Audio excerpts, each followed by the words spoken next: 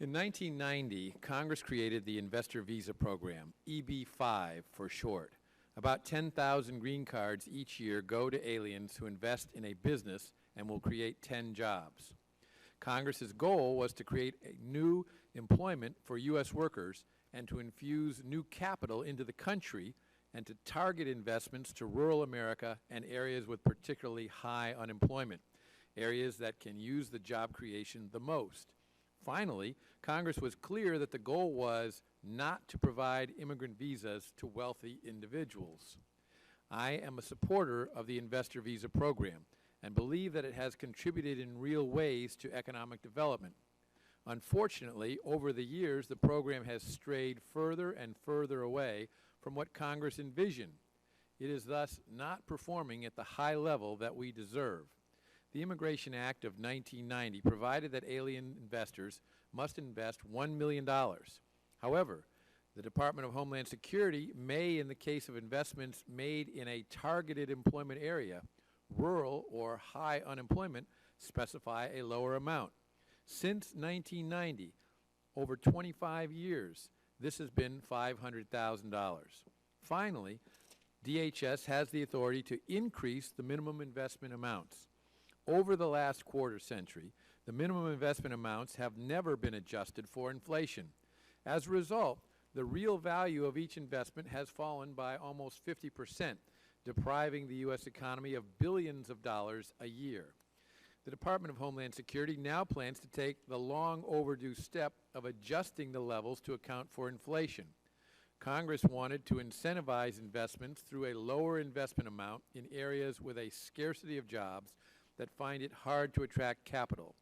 As DHS has stated, Congress did this, quote, in order to spur immigrants to invest in firms that are principally doing business in and creating jobs in areas of greatest need, end quote. Congress's expectation was that the vast majority of EB-5 investors would invest $1 million. Yet last year, almost all investor visas went for $500,000. Why? Well, as one EB-5 attorney has put it, most investors are interested in realizing permanent residency for a lower price tag. The logic being, why pay $1 million for a green card when I can get it for $500,000? Not surprisingly, this has led to rampant gerrymandering. As DHS Deputy Secretary Alejandro Mayorkas has stated, this involves the deliberate drawing of TEAs to include prosperous areas that should not be subject to the reduced capital requirements. Let me give one example.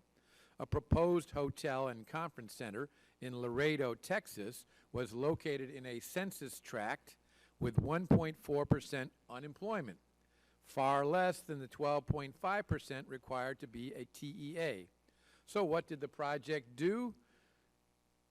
Here is a map of the project stretching 200 miles all the way to the high unemployment area of Brownsville, Texas, in order to make the numbers work.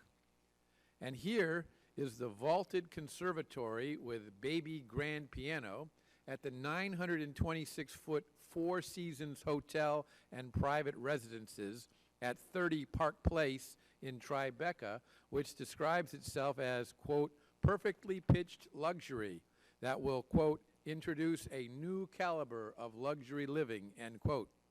Beverly Hills Magazine says it is, quote, poised to be one of Manhattan's most prestigious addresses and a, quote, new paradigm in sophisticated living. Prices vary from $2.6 million to over $60 million for one condo in that building. 30 Park Place wanted to market EB-5 visas for $500,000. However, since the unemployment rate there is only 3.8%, New York State developed a project map that went upstream along the East River in order to lasso enough high unemployment areas to qualify. Unfortunately, the Department of Homeland Security has facilitated such abusive gerrymandering. The USCIS accepts as binding maps approved by state agencies, even though, as the Wall Street Journal points out, they are eager for economic development and have little stake in federal immigration policy. Projects in affluent areas will always get the lion's share of EB-5 investments. Even if immigrants have to invest more, they prefer the higher degree of safety and the prestige. However, we want to ensure that a healthy percentage of projects locate in rural and depressed areas. Even if we could determine that a project worker's commute from high unemployment areas, which generally can't be done, that is not enough. We want to revitalize distressed areas, and to do that, projects actually have to be located in those areas. Let me mention two other issues. First, in instances where a project is financed by EB-5 and conventional capital, the Department of Homeland Security allows foreign investors to receive credit for all the jobs to be created, even those paid for by other people's money. DHS's Inspector General has concluded that DHS regulations allow foreign investors to take credit for jobs created with U.S. funds. In one case, even though EB-5 funds accounted for only 18% of the capital, this practice makes a mockery of the job creation goal of the EB-5 program. Finally, as I stated, visas for the wealthy was not a goal of the EB-5 program. It was to attract investors with entrepreneurial talent. As Phil Graham stated during Senate consideration, if people have been successful in business, they can bring that talent and the fruits of that talent, $1 million, to this country.